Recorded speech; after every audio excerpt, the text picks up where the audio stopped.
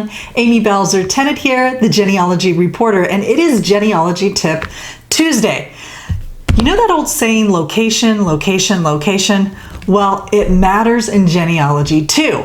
I am excited to share with you an idea that maybe you hadn't thought of and that might help you overcome a brick wall problem, and it all has to do with location. I kind of started thinking more about this as I researched my mother's family in Lee County, Virginia. Now, if you know anything about Lee County, Virginia, you know that it's on one side of the mountain, and on the other side of the mountain is Harlan County, Kentucky. Two different states, one mountain. And genealogical records are often kept on a county level, and also, of course, at the very least, on a state level. And so, you know, if you're researching your family in Lee County, Virginia, and you're not familiar with that vicinity, you might not realize how often these people were going from one location to the next. You know, just because you were living in Lee County, you might be married in Harlan because that's over in, you know, a few hollers over the mountain, and that's where you go to church, so that's where you're married. Same thing for death records, birth records, any number of things. Pennington Gap is in Lee County, Virginia. And Lee County didn't have a newspaper, but Harlan County did. And so, you know, when we're doing newspaper research, we would have had to have gone into the Harlan County, Kentucky newspapers to find information about our Lee County, Virginia ancestors. You gotta know where your ancestor was living, and then what about that location is unique. Next, I had some client research, quite a bit, that was in West Virginia. And I noticed that numerous people would live their lives in West Virginia. They would appear there on all the census records, went to West Virginia high schools, but many times, even married in West Virginia, but many times they were born or died in Ohio. And when I started looking, I realized that the closest hospital was on the other side of the river in Ohio. And so to be born in a hospital, or if you were sick and taken to a hospital, you would be in Ohio. Well, if you died in the hospital, you would have a death certificate from Ohio. And so even though you had been, you know, born and raised, as they say, living in West Virginia, these vital records were over in Ohio. So let's talk a little bit about how you might now apply that information to your research. Well, I want to tell you about the Red Book, okay? The Red Book, 3rd edition, great reference material. I think you will agree when you take a look at this. In the Red Book, 3rd edition, American State, County, and Town Sources, there is a section for each and every state. For example, if we turn to Minnesota, we would get this map of Minnesota along with all of the counties listed. And what's so great about this is that we can determine by looking at this map which counties are touching each other and which counties are touching another state. I was kind of blown away by the fact that Minnesota has 35 counties that are touching another state. 35 counties, that's a lot of counties to consider.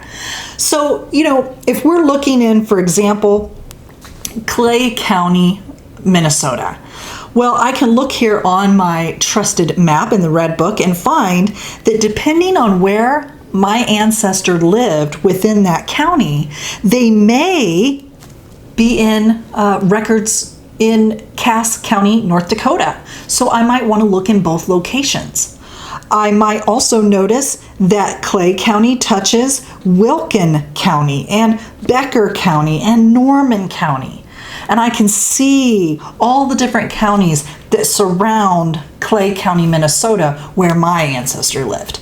So I think that's really important because that then broadens your search for different records because you just don't know. I mean, think about how often you go across county lines for various reasons.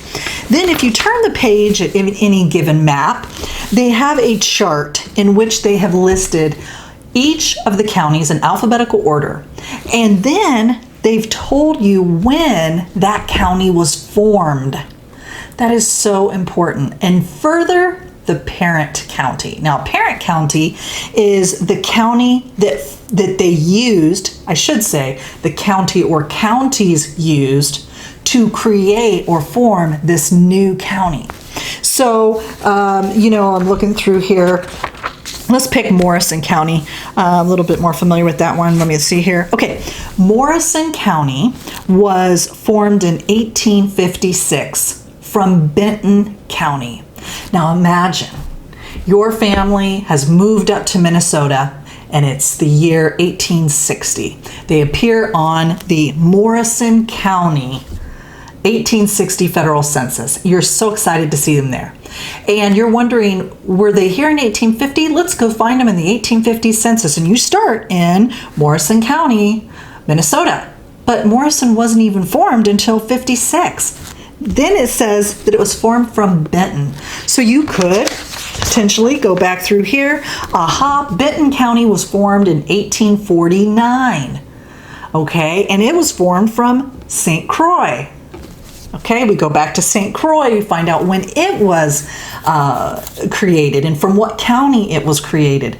And so you can kind of, your ancestor may never have actually moved, but they may appear in Morrison County records, Benton County records, and St. Croix County records. Did you know that? Did you consider that? There's more. In the chart is listed dates for when such and such a county started keeping records, such as birth, marriage, death, land records, probate, other court records. And so it will give you an idea of whether or not your records are likely to be found. For example, let's take our Benton County. Benton County was formed in 1849. Then it says that birth records were not kept regularly until 1865, marriages not until 1850, death records not until 1867. So lots of years later were records kept on a regular basis, but yet the county had been formed for quite some time. That's really frustrating sometimes. I hate when that happens. I'm thinking, if you just formed a county, just start creating records. They did create records, but these dates represent when the county started keeping records more faithfully, shall we say.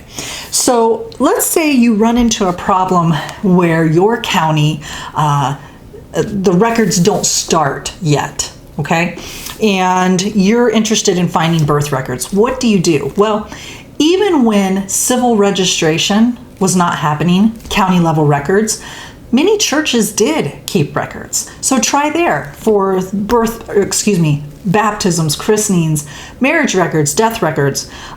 Even when there weren't county death records, there are often sexton records or burial records that you can find by visiting the local cemetery. And then of course you have your information within newspapers. Just because the county wasn't keeping records doesn't mean they didn't have a local little newspaper where they mentioned the death of someone or the marriage of someone. So there are alternative records that you can find even when your county is not keeping their records. I hope this has been helpful to you. I think you're going to want to add Redbook to your genealogy reference collection. I'm going to put a link in the video description below so that you can do that.